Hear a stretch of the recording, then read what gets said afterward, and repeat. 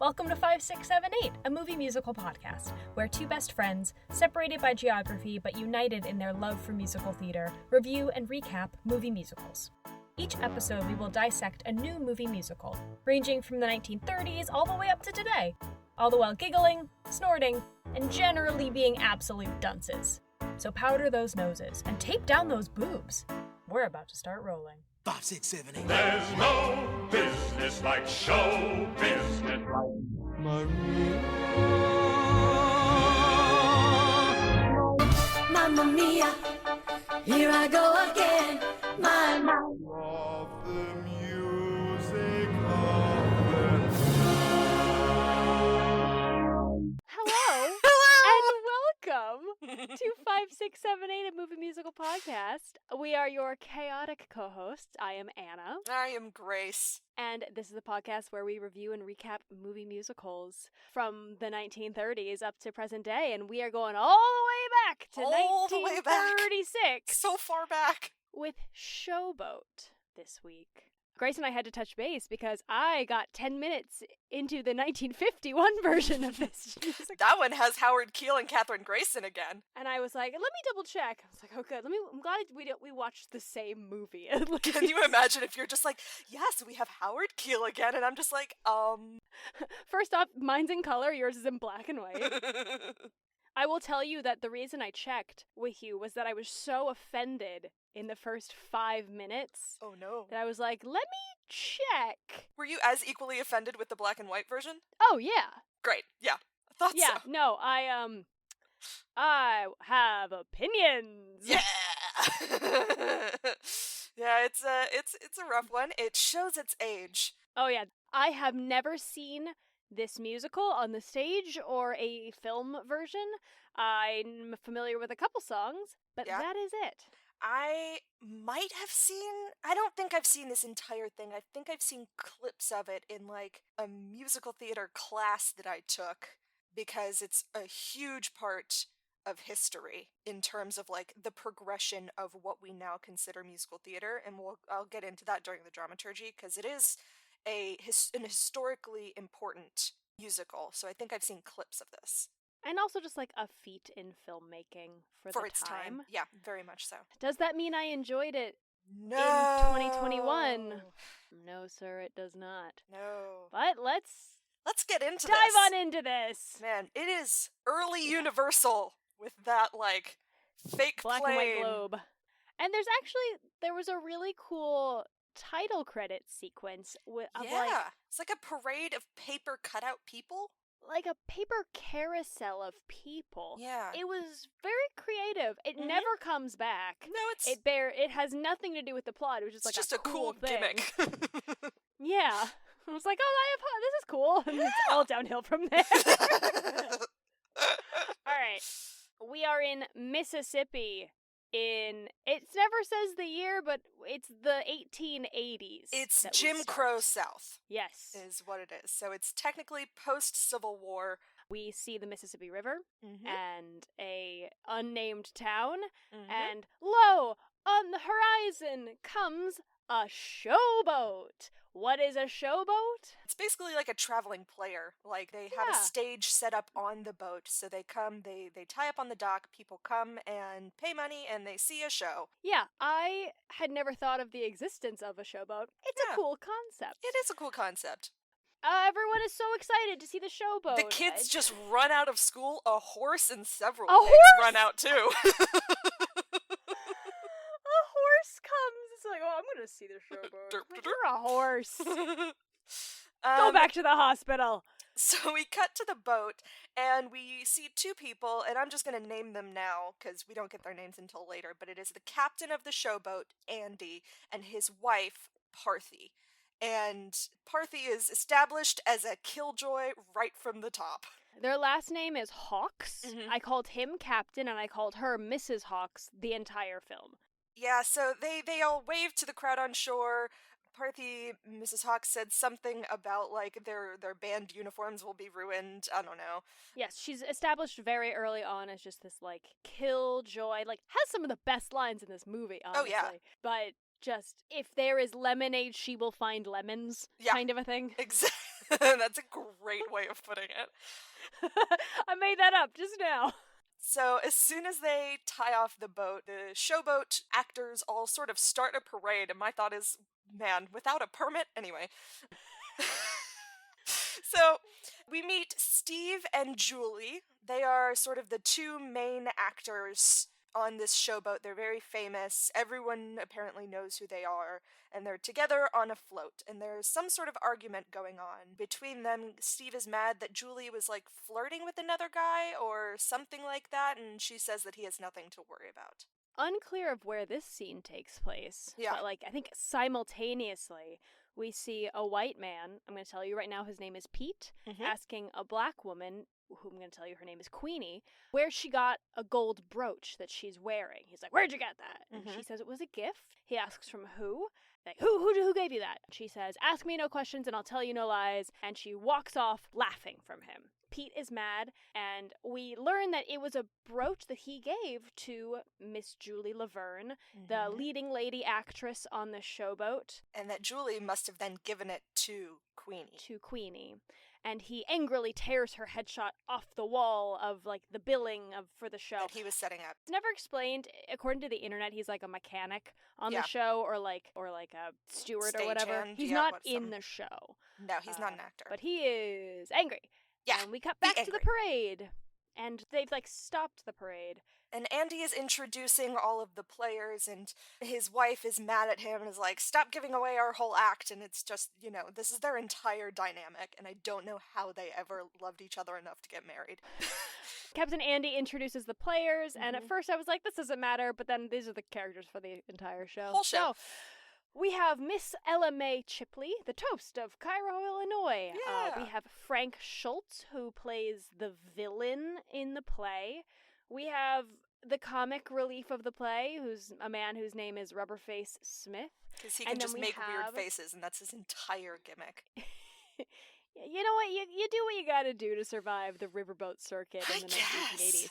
And then we are introduced once again to Miss Julie Laverne, the leading lady of the play, and Mr. Stephen Baker, the leading man. And all the girls in the crowd, when he's introduced, are like, ooh, he's And all the handsome. guys in the town also are loving into Julie a bit. They're all, crowded around her. So they each have their own sort of fan club. Two of the actors do a dumb dance. It's not even a dance. It's Julie and Steven. They give, a teaser sneak peek of one of the dances. Yeah. It's dumb. It's not a dance. They just hop around a bit, and the crowd cheers. Yeah. Pete comes up, and he comes up to Julie and sort of confronts her about giving his present to Queenie, who turns out is the cook. And Steve sees this and tells him to stay away from his wife, so they're married, and it does a big punch. And then there's a fight, people scream, They wrestle. Oh man, this is the definition of wrestling. It's great. But the fight is broken up, and Andy, the captain, tries to play it off as a scene from one of their shows. So it's just that's just a taste of what you'll see whenever you come to see it. And that's how he speaks all the time. Cut to a porch. It's like the balcony of the showboat. Julie and the captain are on the porch, and Mrs. Hawks comes out and scolds Julie for, the spectacle at the parade earlier. Because it was definitely her fault. Let's just blame women for everything. Yeah, that's a theme in this movie. Oh, boy. Julie says she's glad Magnolia, a new character, wasn't there to see it. We learn that Magnolia is Mrs. Hawks' daughter, late teens daughter. She's 18, and Miss Hawks agrees, and she says she doesn't want her daughter mixed up with Julie. And Julie's very upset. She says that if she can't be friends with Nolia, they call her Nola. I couldn't tell. Nola. Says if they can't be friends with Nola, she'll leave the boat, and she runs off crying. She says Magnolia's like a daughter to her. Yeah. And then Ellie shoots her shot. Oh my god. But before that, Mrs. Hawks scolds her husband, the captain, says he's more concerned with his showboat than with the upbringing of his daughter. Yeah. But yes, Ellie, the comedic relief actress, is there. And she's like, I can do it. I can play the part. Oh god, what was that? Something like that happened in a previous movie. Oh, well, it was Kiss Me Kate. Yeah. Kiss Me Kate. Friends, Romans, countrymen, lend me your ear. Oh my god. I'm sensing a theme. we see the exterior of the boat, like the road along the dock, and we see like a man in a top hat, kind of looking like a fancy man, walking through town. And 2 passersby notice him too. Yeah. And they're like, I bet he's an aristocrat, says the woman, because he's very attractive and dressed nice. And the guy's like, no, he's not. Look at the cracks in his shoes. Yeah, his leather shoes are just like all busted up. But this man is singing to himself the song Where's the Mate for Me? And he passes the showboat, and a young woman up on one of the levels sees him and says hello, and they like flirt. We don't know either of their names yet. No. He says he's a wayfarer on the river. Mm-hmm.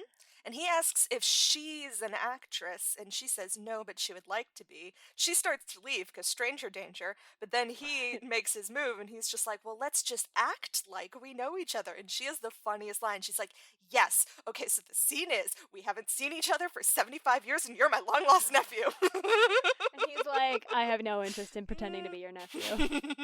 So then he starts to sing the song, Only Make Believe I Love You. And she plays along. Yeah, it becomes a duet. The song ends and he kisses her hand. This is Magnolia, the daughter of the captain and Mrs. Hawks, and we don't know the name of this man yet. But it's Gaylord. But it's Gaylord Ravenel. Mm-hmm. Just then... Ominous tuba. Just then, an Abraham Lincoln-looking dude pulls up in a horse-drawn buggy and calls out to our singing man. This is the sheriff of this town. He says, the judge would like to see him. It's nothing serious, but we should go. And Gaylord bids adieu to Magnolia and goes off with the sheriff. Yes. Cut to Queenie. She's yelling at Joe, who is her husband, I think.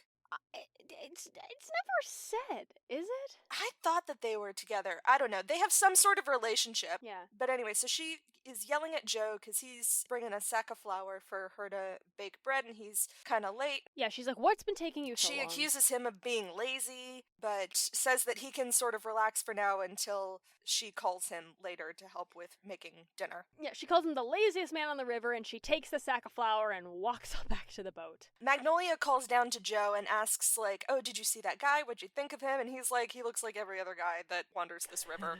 And that is not what Nola wants to hear, and so she runs off to find Julie. But Joe sits back, and he starts to sing Old Man River. And ooh, that baritone. This role was written for this actor. He was the original, and it sits so comfortably in his vocal range that it just is silk. It feels so beautiful. They actually gave him like another song in this film just to like build up his character and give him more opportunities to sing. I will say, I mean, this is the original, so I can't compare it to others, but it felt fast.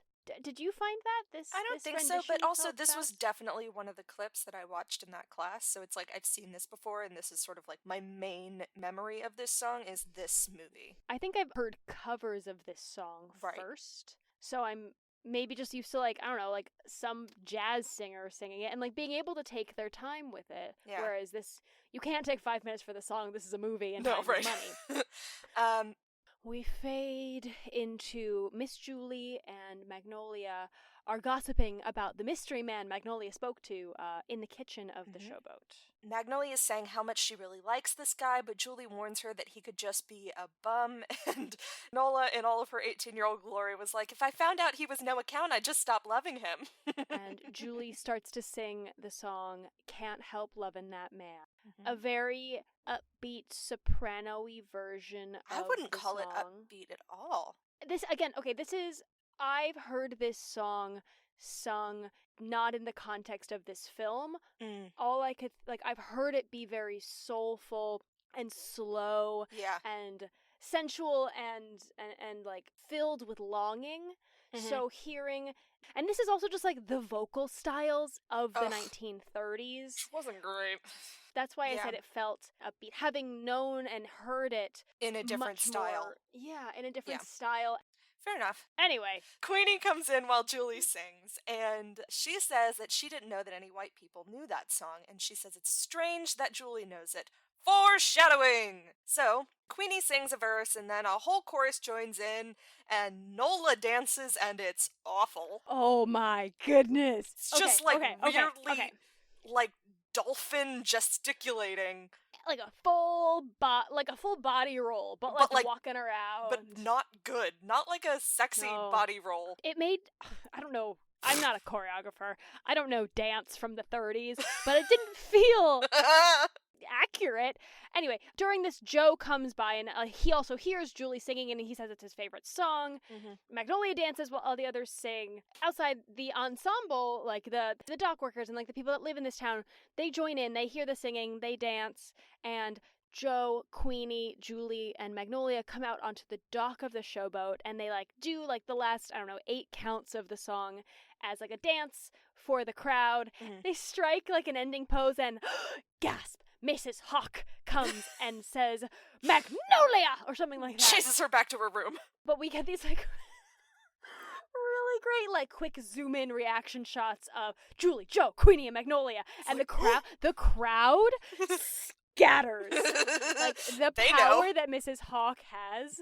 She chases Magnolia with her umbrella. It's wild. So silly. So then we cut to a gambling den, and Gaylord is there. So many gamblers. So many gamblers. But I didn't realize how many musicals have gambling. It's a plot as device. Like a plot device. It's just starting to feel lazy at this point. So Gaylord is there, and there's like gossip that the sheriff says. We get a nice little exposition from Sheriff Abraham Lincoln. He's like, oh, the judge has told this guy that he has to leave by nightfall, and enter Pete to ruin parties. Wait. First, yes, the judge told Gaylord that he needs to leave by nightfall, but the reason is Gaylord was in this town a year ago, and he got into trouble, and but he was able to prove self-defense, and he got off without any charges or whatever, but his name's on a list, and the judge doesn't want him in this town come nightfall. Exactly. We don't know what he's done yet. No. We just know he got in trouble and proved self-defense. Read into that what you like. Indeed. Just then, troublemaker Pete comes in. Yeah, and he goes to the sheriff, and he calls over. So Ellie and Frank, who are the two comedic actors, are also there just sort of having a drink. And he calls them over and is like, you guys should hear this too. He pulls out Julie's headshot. Yeah, and he's like, Julie is not what she says she is, and then cut away, so we don't know what the thing is yet. Wait. He shows the photo to the sheriff, and the sheriff's like, why, that's Julie Laverne. And Pete says, that's what she's been calling herself after she married a white man. Indeed. And they sit down with the sheriff. The sheriff's like, you better explain yourself, and we fade into rehearsal on the showboat. So Steve tries to float an acting idea, and he is shot down. Julie says that she studied the whole script, so if anyone forgets anything, to ask her. Magnolia. Magnolia. Magnolia says that she studied the whole script, so if anyone forgets anything, just ask her. And her mom is just like, just sit at the piano. Sit down. Magnolia is the dramaturg, the stage manager, the understudy for everyone. The whole thing. So enter Ellie, who was in that bar. She says sorry that she's late and goes to Steve and whispers something in his ear, and he looks kind of shocked. And she says they'll be here any minute. The captain starts them rehearsing again, and during the scene, Steve whispers something into Julie's ear, and she looks so shocked, and then she faints. We quickly see the sheriff stalking along the riverbank with we just called him Broochman Pete this entire movie. The pilot, Windy, comes down to warn the captain. Like, he saw them walking along the riverbank, and he thinks that Pete's up to something. Yes. And Steve skips, 5 steps ahead of everyone. Takes out a knife. Like a little pocket knife. And everyone's like, oh, what are you doing? And he's like, don't worry, it'll be fine. And he slices in the middle of her palm. I thought it was her finger. Many other places. No, middle of her palm. God damn, I hate when people do that in movies when they cut the middle of a palm. Because you know what? That shit moves all the time. It's never gonna heal. No, and there's so many nerve endings. And the tendons are super close to the surface. Anyway. Stupid. But, just then, he drinks some of the blood sucks from her palm. He sucks on her palm or something, or her finger, or wherever it is. Just... Yeah. Gross. And just then, bam, through the doors of the showboat come Sheriff Abraham Lincoln and Pete. Yeah. Joe has been watching all of this from the balcony of the show, and everyone in town is just like watching through the windows. I don't know where they got the memo. So the sheriff says to the captain, Andy, that he has an illegal case of a black woman married to a white man on board, and Andy denies it. It's a criminal offense in Mississippi. Yes. And then the sheriff names Steve and Julie and asks her to confirm that her father was white and her mother was black, and she says yes. Steve asks what makes someone black, and the sheriff says if you have one drop of blood that is black that is in you, then that makes you black. And so now we reveal why he did the whole blood palm thing, because Steve says he has more than one drop in him, and everyone here can attest to it. So it's like his way of trying to keep them from getting arrested. Yeah, it makes their marriage legal in the eyes of Mississippi in like a really fucked up way. Yes. Pilot Windy like stands up for them. He's known this sheriff for like a really long time. Yeah. He's like staking his honor on it. The sheriff says that like they're the captain's problem now. Their marriage is legal in the eyes of Mississippi if they both have quote unquote black blood, but Julie and Steve can't keep performing with a white cast on the showboat, right, or you're like people will hear and riot. They'll be driven out of town. Like the showboat will be burned to the ground. Like insanity. Yeah. Mrs. Hawk is so pleased to get to kick them off of the showboat. Yes, and Nola starts to chase after them, and Parthy tries to stop her, and Parthy turns to Andy and is like, you see what the showboat has done to your daughter? And he's like, I think it's made a damn fine girl out of my daughter. So now Steve and Julie are going to pack up, so now they don't have a leading lady or a leading man. And Ellie pops in again, and it's just like, hello. And they're like, absolutely not. No, you know what the captain says? He says so dismissively, like, no, you're a comedian. It was so funny. Oh my Just, like, God. the like, clear-cut logic. He was like, I can play the part. She's like, no, you're a comedian. Next person. Next person. Moving on. Let me do my daughter who has no experience whatsoever. Yeah, well, but Magnolia knows all the lines. Mrs. Hawk says, over my dead body. Captain Andy straight up ignores her. And starts thinking about who will take Steve's part. Just then, Queenie comes running in saying, there's a handsome guy waiting outside asking if they'll give him a ride downriver. And Andy's like, a hot guy, you say? Let's cast him. Yeah, he starts to refuse until he processes that Queenie said he was hot. In walks this handsome stranger, and surprise, surprise, it's Gaylord. He offers to pay for a room, and Andy says, well, if you play the leading man part, you can travel with us and we'll pay you. So, great. And Parthy is a killjoy again and isn't about it. In runs Nola. Yeah, she had gone to follow Julie, who went upstairs to pack. She comes running down the stairs, like begging her father not to send Julie away. Magnolia wants to go with Julie if she's leaving, and Captain Andy says no, she has to stay. Also, surprise, you're playing the lead with Gaylord, and suddenly Magnolia is completely okay with staying. Yeah, I'm totally down for this. Julie also tells Nola to stay. She's like, this is a great opportunity for you. And they say goodbye, and then Steve and Andy say goodbye, and Andy slips Steve some money to sort of help them on their way. So they obviously, like, still have respect and friendship with each other, but it's just based on where they are, this has to be the choice that they make. And Steve and Julie leave. They go to New Orleans. And Joe says goodbye to them as they leave, because he's been watching this whole thing. Back to rehearsal! Captain continues with rehearsal, and he first tests Gaylord on his acting. And at first, Gaylord's a bad actor. He's, like, very stiff. Super bad. He's like, I am in love with you. And they're like, no. No.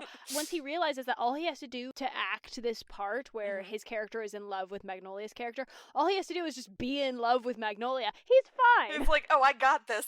So there's exactly 2 attempts at acting. The first one is V-bad. The second one, he gets down on one knee, says one line, and Nola starts making out with him. Her dad thinks this is the funniest thing in the world, and Parthy is just appalled. It's such a weird scene. It is. It's also just like such a classic kiss of the times where it's just like, put your faces together. It's just like, faces together and don't move. Wait for the fade out. Yeah. So, it's the night after the show, y'all. It's a cute scene. We see people leaving, having liked the show. They're a hit, and Gaylord and Magnolia are falling in love with each other. We get a really cute, quick scene of, like, nervous talking and, like, attempts at flirting. Yeah. They each go to their separate rooms on the showboat. The conversation is just like, how about this weather? Like, it's very Yeah. dumb. They're very awkward around each other.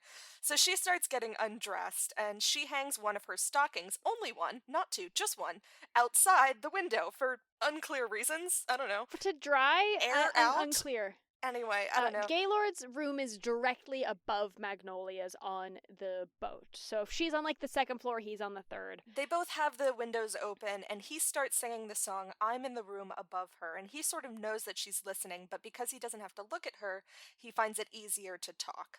And so he's using this opportunity to say that he's in love with her. Fun fact, this is not in the original play, this song. It's performed in the spot where the song I Might Fall Back on You was actually sung by Frank and Ellie in the play. Yes. That song is not in this film. A tiny bit of it's heard in, like, the later New Year's Eve sequence. But this song, I Have the Room Above Her, completely new, written for the movie. So she ends up singing along, and they sing at each other, and they agree to meet on the top deck. And so they go up. Sneak up. And Nola says that she can't stay long because her mother saw her and asked her to get her some water. So if she takes too long, then her mother will know something's up. And so he says, will you come tomorrow night and every night? And she agrees, and they kiss. And then so his name is Gaylord. So of course the natural shortening of this name is just to she calls him Gay. And I was fine with it for the rest of the movie, but the first time it happened, I needed to take a break because he says, will you come up tomorrow night and every night? And she goes, yes, gay. I just couldn't handle it. And, like, once it was established, I was fine with it, but it was just that first time that it just took me off guard. Yeah. Cut to the next day, Mrs. Hawk brings Captain Andy a letter from Pete. Who likes to ruin parties. Pete fucking sucks. Yeah. Pete is the villain. He's written a letter to them saying he's got some hot gossip about Gaylord, and he wants to meet up when their boat docks next in, like, the original town that all this happened. Like, they've left that first town where Gaylord came on board. They've gone somewhere else. And when they come back to that town, when they've done their circuit, he wants to meet up with them because that's, like, the nearest town to where he is, so he can tell them in person or whatever this gossip. Captain Andy says, like, I don't want to deal with that, but Miss Hawk says she's going to go see Pete anyway. And Parthy talks about how he says that he's a Ravenel, which is apparently, like, a famous name, but that doesn't mean he actually is. Like, I could say that I'm a Bonaparte and point to Bonaparte's grave, but that doesn't make me one. And that's a fair point. This was in a time in which you could literally say you are whoever you want to be, and everyone's just like, okay. Identity theft is not a joke, dear listener, but it was a lot easier in the 30s. A lot easier.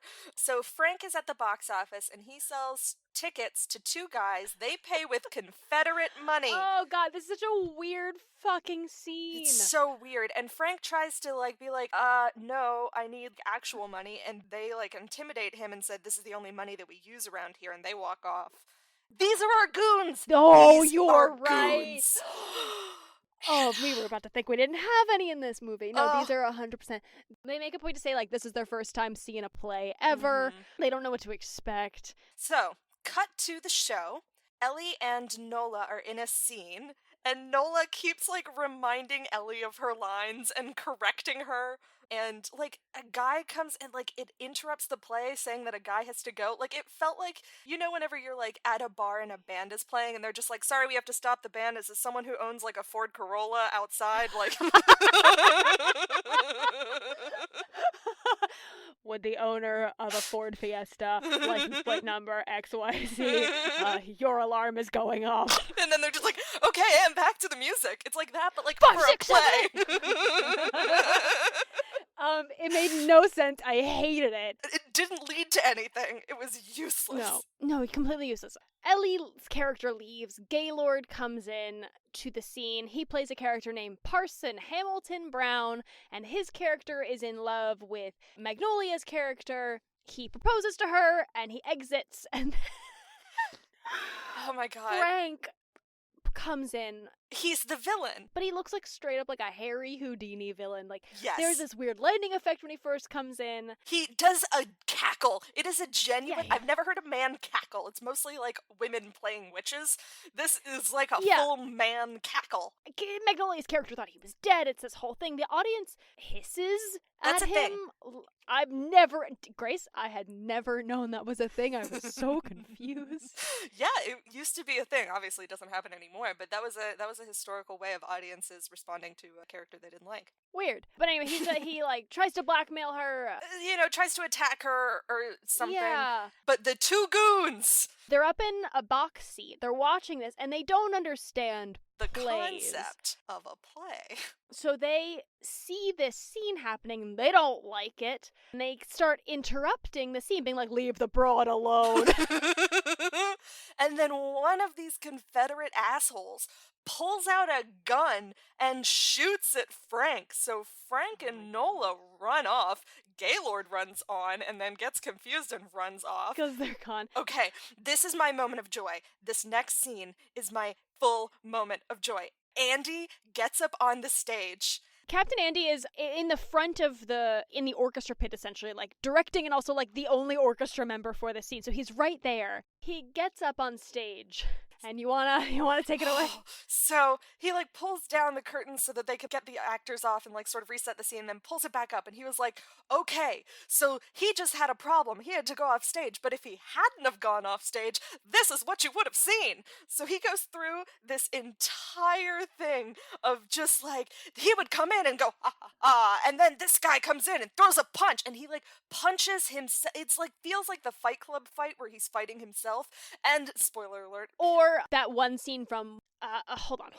James Corden was on Broadway in One Man, Two Governors. Oh, thank you. Great. And there's a scene where he's, like, arguing with himself, and they did a snippet of it at the Tony Awards. Yeah. I'll put it in the show notes. Great. Very much like playing both parts of the scene and fighting yourself. It's chaos. And this is chaos, his too. physical work, I was shocked given how old I thought this guy was. He just like flips and like throws himself around the stage. It is amazing physical comedy. It was my only joy in this entire movie, and it was great. And the audience loves it, and so did I. So they move on to the next scene, which, tonal shift, and then I started hating everything again, was blackface. Yeah. So we see a very brief snippet of Magnolia off stage getting ready for the next scene. Because, like, the play is over now. Like, the big fight was the end of that play. So the next part of the show on the showboat is...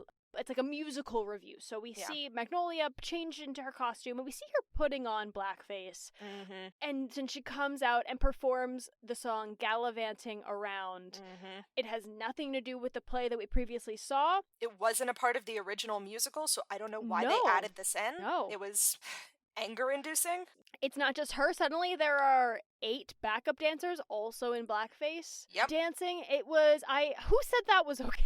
Well, I mean, this is 1936, so problematic, definitely. I guess it made sense at the time, but it wasn't a part of the original stage production, so I don't know why they made this choice. It was a bad choice. Moving on! We cut to the dock workers outside humming Old Man River. Mm-hmm. And up at the top of the showboat, we see Magnolia and Gaylord meeting. Yep. And he says he wants to leave and travel with her. He says that he will provide for her, and he wants to marry her tomorrow and not tell her parents. Not tell her mom. Yeah, he says he has her father's permission already. And they sing the song, You Are Love.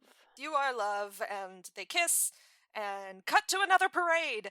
This is a wedding. It's a big old town dance. I don't know why this town cares that these two are getting married. Maybe they're just down for any reason to party. So subtle. So sneaky. So sneaky. So apparently they planned this because this is when her mom, Parthy, Mrs. Hawk, was leaving to go and talk to Pete. And they're like, great. She'll be out of town for like a couple hours. We'll be able to get married while she's gone. Yeah, Pete is 2 hours away. Surprise. She was quicker than they thought. The parade took too long.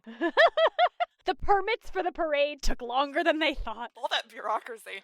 So Parthy comes riding in and to stop them and claims Gaylord is a murderer. murderer. And everyone's like, if he's a murderer, why isn't he in jail? And the sheriff has the funniest line. He says, the jury figured the guy he killed should have been killed anyhow. Oh my Because that's God. how law works.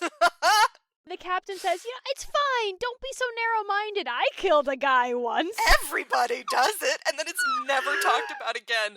Who was this guy that the captain killed? Happening? It's never said. Mrs. Hawk realizes that she's married a murderer and faints. His response is, good, now we can go on with the wedding.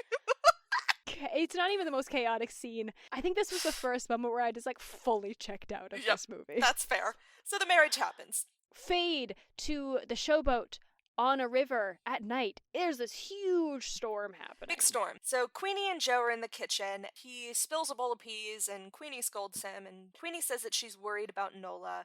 And Joe says he'll be fine. He has one of the funniest lines. It's like, I could do a lot of things if it was necessary. And she asks, why don't you? And he's like, because it's not necessary. Yeah. So they sing the song, Still Suits Me. It's a comic duet. It was written especially to expand their roles for the film. This scene is new. It's not in the original stage play. Yep. I liked it. Yeah. I liked this scene. I like their characters. I frequently wanted more of them and less of everyone else. So at the end of this, Ellie enters saying they need hot water in Nola's room. And Joe says he'll go get a doctor, which is wild in the middle of this storm. Question. Yeah. Boat logistics. Yes. If this intensity of this storm is to be believed, they're at the dock, right? I they're thought not so in too. the middle of the river. They could be at anchor, but if they're in a river, it makes way more sense to dock. But I don't know. He had to row the doctor out there, so they're obviously not. But maybe the doctor's on the other side of the river. Maybe. How big is the Mississippi? Can you row across the Mississippi? Yes. We're gonna get so much hate for this. Can you? But quickly? I don't know. In a rowboat? Well, it took them a while to get the in doctor a there, so storm? that's fair. Yeah, maybe. Or maybe the they're doctor's on the wrong side of the upriver. river. I don't. Yeah, I don't know. I feel like the Mississippi's really fucking wide. It is. So maybe you can't row across it in a storm. I don't know. It was unclear. He rows to get a doctor. Anyway. We go upstairs to Nola's room. We learn that Frank and Gaylord, they're not there. They're stuck because of the storm and they can't make it back to the boat. They probably stayed at a hotel. First think Magnolia is sick. Nope. She's asking for Gaylord. She's really out of it and in pain. Surprise! She's pregnant. She's in labor. I don't know. Yep. They don't tell you that we skipped ahead. You don't see her as pregnant. She's sort of behind a sheer thing. Yeah. I thought this was the day after the wedding. I was so confused. Apparently the baby is coming too soon, which is why Gaylord isn't there, and he thought that he could leave and then come back. And so it's a little bit of a touch and go sort of thing because the baby is coming too soon. Cut to a poker table. Gay's winning a lot of money. Yeah. Cut back to the boat. It's a 30-second shot. Joe is rowing the doctor back. Cut to Nola's room. The baby's been born, so we skip all of labor. Can't show that in 1936. The next morning, Gaylord and Frank arrive back at the boat, bright-eyed and bushy-tailed, and Gaylord tells Mrs. Hawks that, today, Magnolia and I are leaving. He shows her all the money that he won, and she goes, no, you're not. You had a baby last night. Magnolia can't go anywhere right now. And she, scolds him for not being here, but he's, instantly stars it in his eyes, a baby, and, pushes past her and runs upstairs. So the doctor tells Gaylord that Nola should be sleeping, mom and baby should be sleeping. Enter Parthy again to ominous tuba music. So I don't remember it being a tuba. I remember a lot of ominous brass, specifically a tuba. I don't know why Anyway. my mind filled in tuba, but it felt like a tuba. But Gaylord tells Magnolia that they'll go to Chicago once she's feeling better. Cut to Chicago. They walk through a fancy hotel, and we see a horse race, and Gaylord wins a bunch of money. At one point, Nola says, Gay just can't lose. Foreshadowing. It's setting the scene. Their star is on their eyes. We get back to the showboat. Oh, wait, hold on. So they go in a motor car, because this also sets the scene, and they said they endured bad times, so they'll try and enjoy the good times, and then the tire blows out. And this is sort of how their whole life is going to go, where it's it seems like it's going right, and then the tire blows out. Yeah. Back at the boat, rowboat, the Captain Andy is reading a letter that Magnolia has sent with, like, some life updates. Yeah. Of just, like, they're in Chicago, and Mrs. Hawk still disapproves of Gaylord. She still hates him, but she loves her granddaughter. They've named the baby Kimberly. Do you remember what the dad said? Captain Andy was like, I know what we should name her. We should name her Kim for all the states that we've been in while they were pregnant, which is like Kentucky, Illinois, and Missouri. What? Yes, he did say that. He also said, like, I made that up. And I'm like, you did not invent the name Kimberly, sir. You, Captain Andy, did not.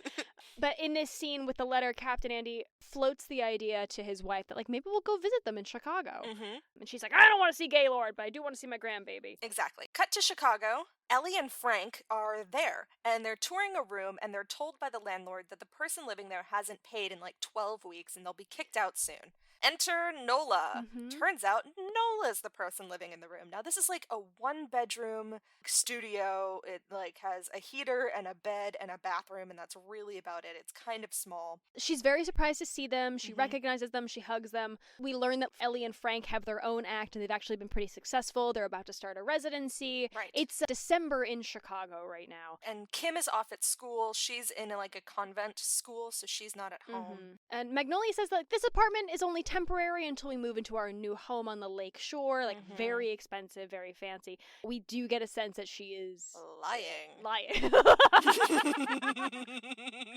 But she says that, like, hey, Gay has been very successful. Yeah. Just, like, the lies keep coming. Well, and Frank and Ellie tell her, it's like, hey, if you want, we can introduce you to the guy who runs this. I don't know what it was actually called. I called it the Tropicana in my notes. I know it's not. Something like the Tropicana Review. The music hall where they are about to start their residency.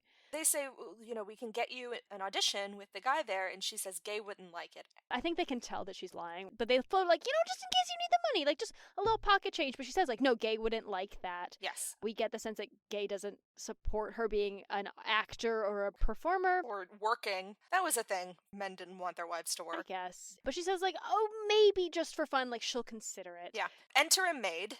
With a letter. A letter has arrived for Magnolia from Gaylord. Mm-hmm. Magnolia reads it and then is very shaken, and she asks Ellie to read it out loud, because if she hears someone else read it, then maybe she'll believe it. So Gay has broken up with her. He sent 200 money so that Kim could finish up her... 200 money? 200 money. So that Kim could Julius finish... Shakespeare! I'm so good at words and speaking. So he sent $200 of money. His last $200. That Kim could finish up her semester at school, and he says that he's leaving because he can't support them, and it's bad logic. Yeah, we get the sense that, like, he's had a lot of gambling losses, and he's skipping town to skip out on all of those debts. Yeah. He's not divorcing her. He's just No. leaving her kind of like the High and trouble will dry. follow me. You can go to your parents. I guess in a way protecting Magnolia and Kim, but it... Yeah. And Ellie and Frank are like, you can always go back to your home on the showboat. And she's like, and move back in with my mother? No. And just to be told by her mother that, like, she was right all along Yeah, and none of Gaylord was that. nothing but trouble. Yeah, Frank reminds her again, listen, I can try and help you get a job. And she says she'll think about it and leaves, and she starts crying.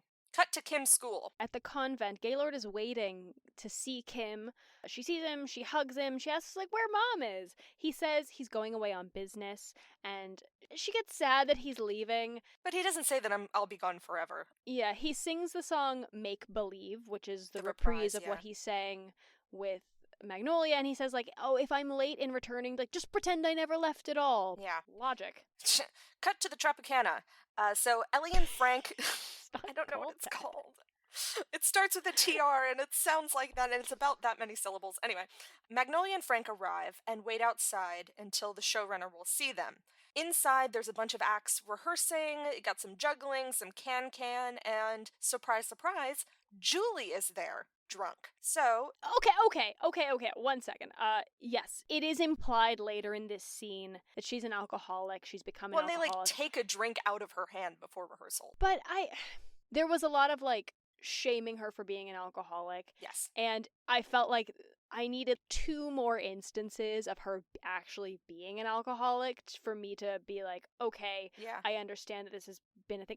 It was just that, They like, just didn't have enough time with her. yeah, and Mr. Green is the Boss. the booker, the boss. He asks to hear her new song, and she says she doesn't feel like it. But like, other than saying she doesn't feel like it and holding the drink in her hand, like they're just like, you're an alcoholic. Like, Yeah, well, and then later on, she like whenever she's in her dressing room, the guy comes in and she gets Yeah. a bottle from him. So I think there also it's like she's almost done. Like we almost don't see her again, and so there's not really a lot more instances to like give us a visual proof. So I think they just had to say it instead of showing it. I was Yeah. just frustrated by that. No worries. So Mr. Green, the boss, tells her to sing her new song, so she sings the song Bill, and everyone is entranced. Like, everyone comes in and listens to her, all the performers, all the stage people, etc. So the boss says to use it tomorrow, and then we get a little bit of exposition saying that, oh, she has, been drinking ever since Steve left her. So Steve and her are no longer together. It's a very emotional song. Everyone claps. I thought she did a good job. Yeah. Yeah. Mr. Green likes it, and he tells her to perform it tomorrow night and to be sober. Mhm. When she leaves, Mr. Green gives us a nice little nugget of exposition. He goes, it's a shame how women go to pieces over a man. Julie was apparently like poised to become this like big sensation in next big star Chicago, in but then Chicago. Steve left her and she fully fell pieces. apart. Yeah. Yeah. So the boss is leaving, and Frank stops him and asks him to give Nola a chance. And so he decides to let her audition when he sees that she's pretty. At first he's like, no. Absolutely not. Then Nola comes in and she sings Can't Help Loving That Man of Mine. Cut to Julie's dressing room. A porter brings, or like the doorman or whatever, brings Julie a bottle. And when the door is open, she hears the song. She like opens the door, she's like on the second floor, and Yeah. she sees Magnolia, but she doesn't want Magnolia to see her, and the doorman's like, why? Do you know her? And she's like, yeah, I taught her the song. And she says it's because there's only one female singer in Mr. Green's act, so she doesn't want Magnolia to know that Julie already has the job. But then she sits back and she wonders how badly Magnolia actually needs this job. Like, Right. what happened to bring Magnolia here? So she makes a decision. Back down on the floor. The boss says he hates Nola's song. It's a rotten song. Horrible song. And so the doorman comes to tell the boss that Julie has just quit. And they're very upset and just like, why didn't you stop her? He was like, I don't know, she just left. And so they say that they have to go with Nola, and she has to, quote unquote, rag up her song. And it's awful. Oh, it's the worst. Increase the tempo. They're trying to make it like an up-tempo Uptown like funk. an up-tempo ragtime song. Yeah, it's so I bad. hated what they did to it. Frank starts wildly tap dancing. Is he a good tap dancer? I can't tell. Maybe. Like, we've seen him tap before. I think the actor is, and I think he just threw shit in because he was excited and wanted to tap dance. Yeah. But anyway, like, Magnolia gets the job. Yay! Yeah. Cut to Andy and Parthy. They are in Chicago trying to find Gay and Nola. They're at that fancy hotel that we first saw the two of them walking through, but they're not there anymore, and apparently no one has seen them for a while. So Parthy blames Andy, as she does. One of her lines that is so funny is just, she blames him and then and he doesn't say anything, and she says, well, don't you have a word to say? And he asks, would you listen? And she's like, no. And she's announced that she's gonna go to bed, and Captain Andy's like, but it's New Year's Eve, you know what? They're probably out celebrating. Yeah. Let's go find them, which, like, makes sense. Yeah, it's a small enough town. That means it's December in Chicago. Yeah, I of don't course. want to go anywhere. No, I'm okay, thank you. in December in Chicago, but Mrs. Hawks is like, fine, it's 8 o'clock, be back by 9 o'clock. Yeah. And she goes into the room. And Andy meets 3 women who are apparently into this old man. I didn't understand. Oh yeah, he flirts with them. Smash cut to the music hall, like Tropicana music hall, whatever. Captain Andy is now just plastered with these women, and they come and they sit down. He kisses one of them. Oh yeah, they're flirting hard with him too. And Ellie and Frank perform a song called Goodbye My Lady Love, Farewell My Turtle Dove. And everyone loves them. They think it's great. It's a really fun little doo-doo-doo kind of number. Fun, high energy. Yeah. But they finish their little song. Yeah. Frank comes out and he's like, "Whoa, Captain Andy! What are you they doing here? reunite, and Frank tells Captain Andy that, guess who's also performing performing here. Magnolia is performing. And Gay has left her. Yes. Just then, Magnolia comes out on stage in like a beautiful feathery ball gown, and she starts to sing. Sleeves. She starts to sing the song at the ball, and like the crowd talks over her. They're not feeling her. Well, she's also like kind of morose looking. She looks scared, and so her dad comes up to the bottom of the stage, and just like he did whenever they were on the showboat, he starts coaching her through the song, which was very sweet.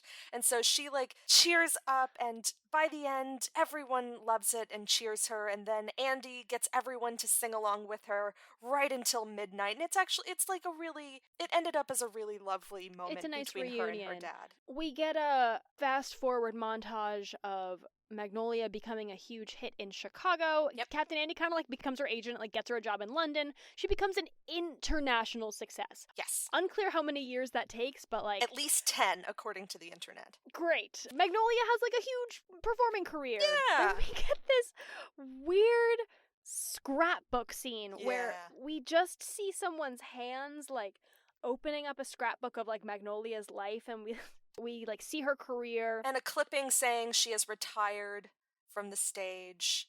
And over this, a male is singing another reprise of Make Believe. And it's heavily implied that it's Gay who is collecting these scrapbook clippings.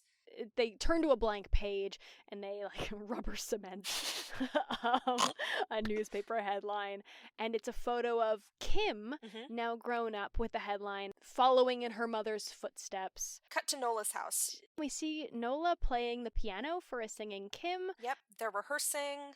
And then we get a very quick sequence of like Kim becoming a star. We see like a playbill with like one of the last names in the ensemble, and then it's then it's her name above the title. She has an interview with the reporter, and the reporter asks one question, and then she goes back to rehearsal. It's so weird. And there's a doorman who is watching the rehearsal. It's implied that like this is a Broadway show that she is rehearsing for. The stage manager of this show comes to the door and he scolds a man that we can't see, saying like, "You're paid to watch the stage door, stop watching rehearsal." And this mystery man turns around and it's is that Gay! Old Gaylord? He looks like a wax figure Johnny Depp. Yes, he does. I agree completely. It's mostly the facial hair, but like... Well, and the grayed out hair that's still perfectly wavy. Anyway, so Gaylord kind of down on his luck, but like got this job so at the that he theater. could watch his daughter. See, Yeah, which is kind of sweet. Not very good at his job. No. He wants to keep it. They ask him like what his name is so that he can get paid, and he says his name is Hamilton Brown, which is the name of his character of the show when he was with Nola. From the showboat. Yeah, nudge, nudge, wink, wink. Kim walks out. She doesn't recognize him and asks for her messages to be sent to her hotel and leaves, and he sort of watches her go and is sad about it. Yeah. Later, it's opening night, question mark. Kim's in her dressing room. In that interview with the reporter, she says that she sent her parents, being like her mother and her grandparents, to Europe for a month. So that they wouldn't bother her during rehearsals. Exactly. But now it's opening night and their boat is on their way back, but it's delayed by fog. So like they might miss the opening night. Yeah, which is very sad. Cut to the boat. Parthy is very anxious and Nola and Andy try to calm her. Cut back to the theater. This is like a very like cut back and forth really quickly.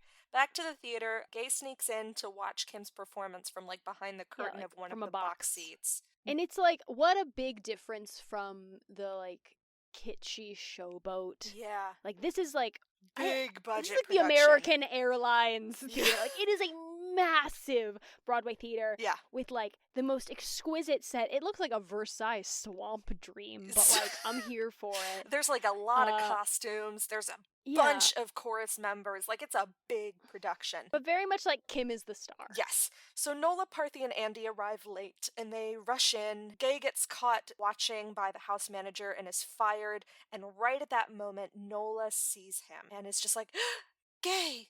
This is my gripe. Yep, that's one of my gripes too. We're so close to the end, but I'm going to talk about it now where it's just like, this is your first time seeing this man in like 23 years. Who left you.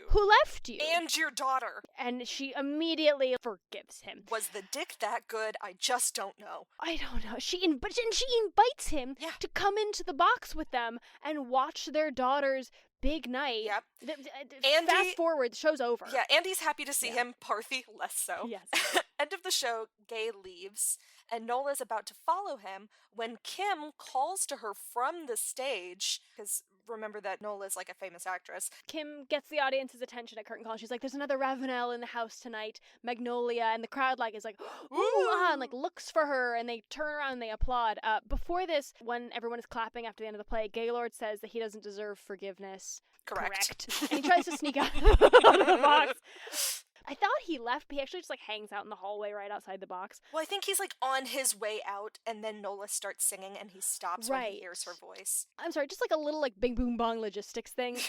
For the orchestra, I guess Kim asks for the encore of this show to be the song You Are Love. You Are Love, which I guess everyone knows. But it's the song that Nola and Gay sang to each other on top of the boat. Yeah, and I guess like that became a big hit or whatever, but the fact that the orchestra knows the song.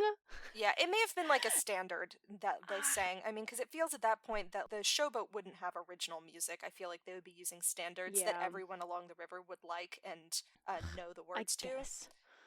Anyway, Gay hears her singing. And stops in the hallway and just like listens to her and sings with her from behind the curtain. Yeah, and then Magnolia stops and she tells the audience there's another Ravenel here tonight. Gaylord, my first leading man, and she brings him into the box for everyone to see, and they finish the song, and Kim is shocked and like, confused. Shocked and like a little upstaged. Yep. And then that's the end of the movie. And that's the end of the movie. Our last visual is of the Mississippi River with Joe singing Old Man River. Yep. The end. That's the movie. Okay. Anna. Grace, what did you think of this movie? I think, in terms of history, it's an important movie. I think, in terms of me, I hated it. I don't understand why it's an important movie. I'm sorry. I'll talk about it. It was the first musical that was serious, that covered serious topics. Oh. So it changed the concept of musicals as a comedy. It's considered the first musical play as opposed to musical comedy. And that's where it changed the game. Because musicals up until that point had all been happy, funny. The songs didn't advance the plot. This one, I mean, questionable, but there are definitely songs that move the plot forward. And so that's how it changed the game. No one before Showboat had done that. Okay. So historically important in terms of the evolution of musical theater, bad movie in terms of like 2021 looking at this thing. And also, like, okay, just like from a musical theater history standpoint, like, I understand a serious musical play, not a musical comedy, turning the tide and, like, opening people's eyes. The existence of that is good for history. I just wish it wasn't this show. Fair enough. Understood. Agreed. Great. I feel exactly the same way as you do. I didn't care. Didn't care for it. I didn't like it. No. Found it offensive. Yep. Dramaturgy report. Dramaturgy report. This was directed by James Whale. A English film director, theater actor, and actor. Best known for, like, several classic horror films. Ooh. Like Frankenstein, Bride of Frankenstein, and The Invisible Man. Hell yeah. He worked a lot with our cinematographer, John J. Mescal, who was an American cinematographer, best known for his work in the 30s with Universal Pictures. He was famous for his elaborate, and some might say like overkill, grandiose, camera movements. Yeah. In which the camera would often track completely across or around a set, or even one performer, as it does with Paul Robeson when he sings Old Man River in Showboat. Yes. So the screenplay for the movie was actually written by the same person who wrote the book, so that is Oscar Hammerstein II. Oscar Hammerstein was an American librettist. He was a theater producer, a director for almost 40 years. He's won 8 Tony Awards and 2 Academy Awards. He's best known for his collaborations with composer Richard Rodgers as the duo Rodgers and Hammerstein. Their musicals include Oklahoma, Carousel, South Pacific, King and I, Sound of Music. Like, this guy did all the classics. He is described by Stephen Sondheim as an experimental playwright. He helped bring the American musical to a new maturity by popularizing musicals that focused on stories and character rather than the lighthearted entertainment that it had been known for beforehand. So that's sort of what I was talking about. And Showboat was the first one that did it. And he wrote it with Jerome Kern, who wrote the music for this. So he's considered one of the most important American theater composers of the early 20th century. He wrote more than 700 songs in over 100 stage works. He created dozens of musicals and worked on many films, and his career lasted more than 4 decades. His musical innovations, like 4/4 dance rhythms and the employment of syncopation and jazz progressions, built on earlier musical theater tradition.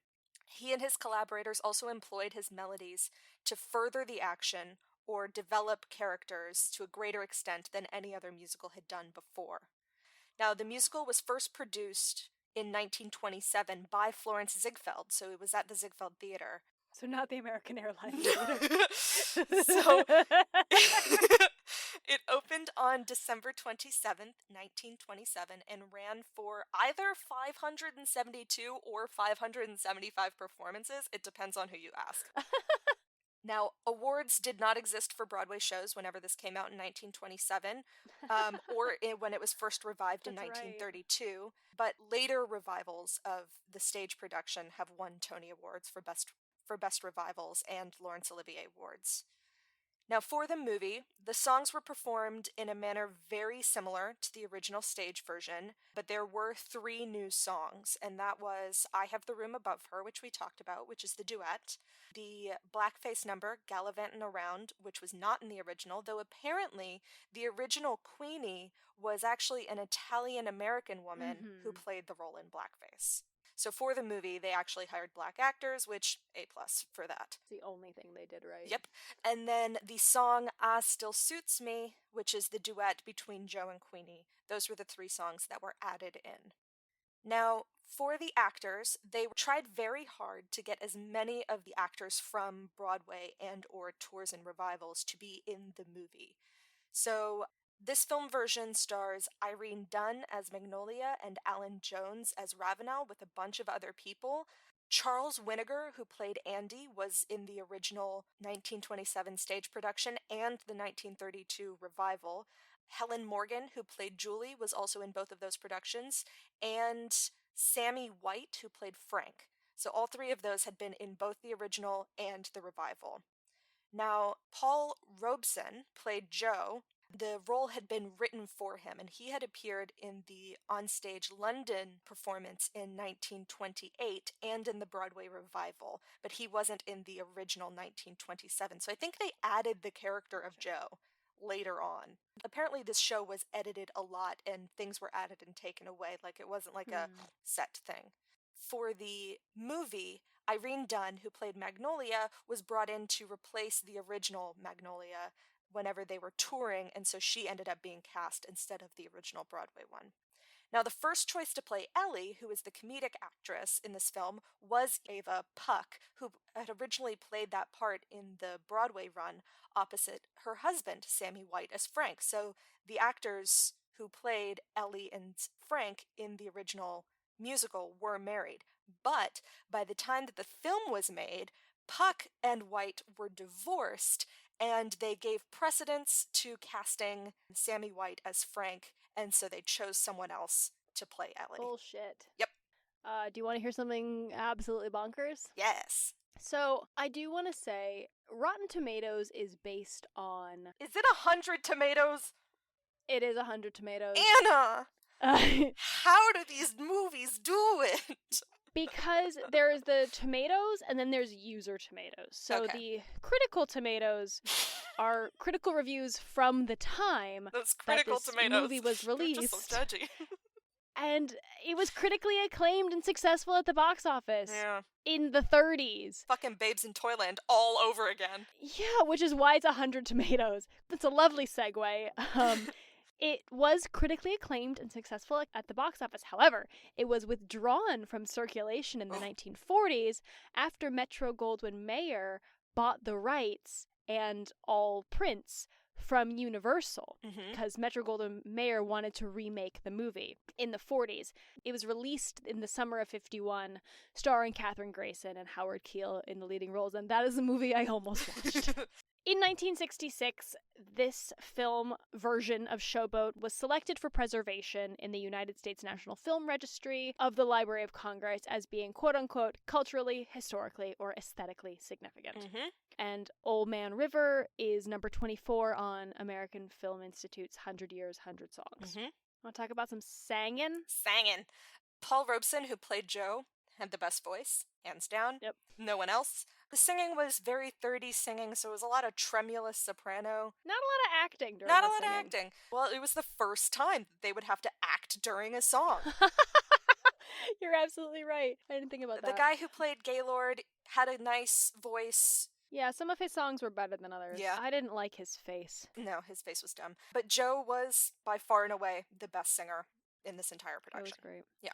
The only real dancing was ensemble, like swinging around in the background of Spinning. the wedding, and then Frank, our tap dancer. And it was fine. I mean, I didn't really expect a lot of dance in this one.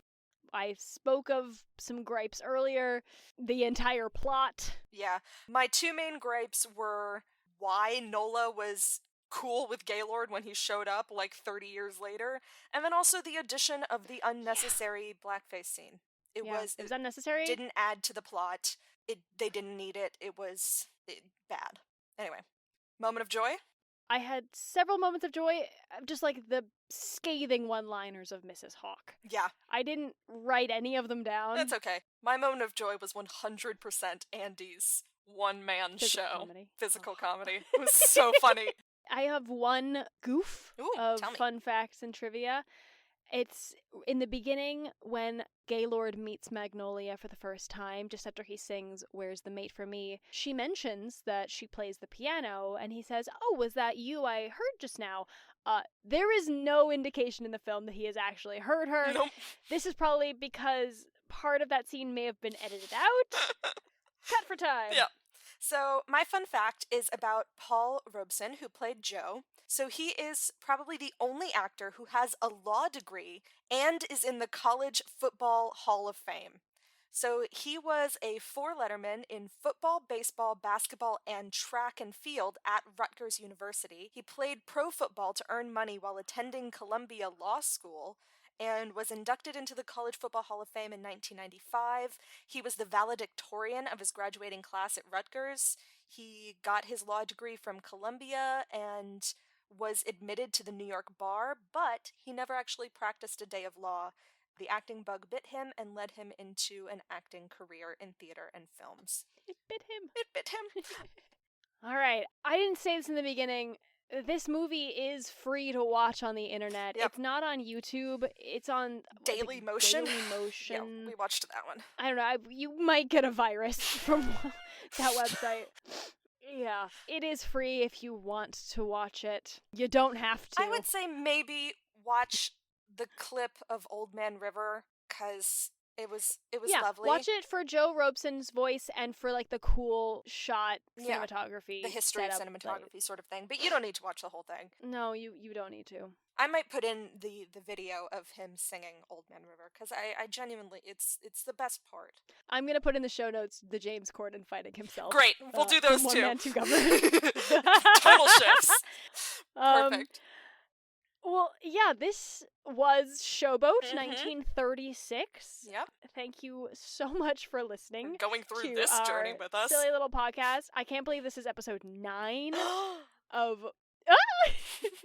of this crazy little project. And thank you, listener, if you made it this far. Dear God, right?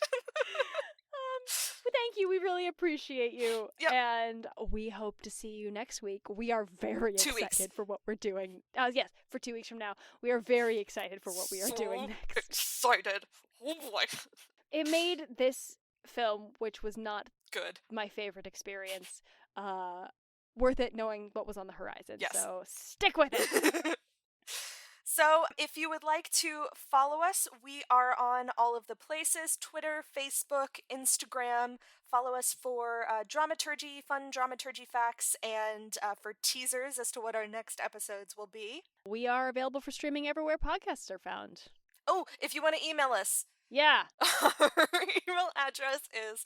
I don't think anyone's actually ever sent us an email. We say it every episode. We say it every episode. Send us an email. If you made it this far, send us an email. 5678 @moviemusicalpodcast@gmail.com. This has been 5678. I am Anna. She is Grace. Thank you so much for listening. Goodbye. Goodbye. 5678. There's no business like show business, like no business I know.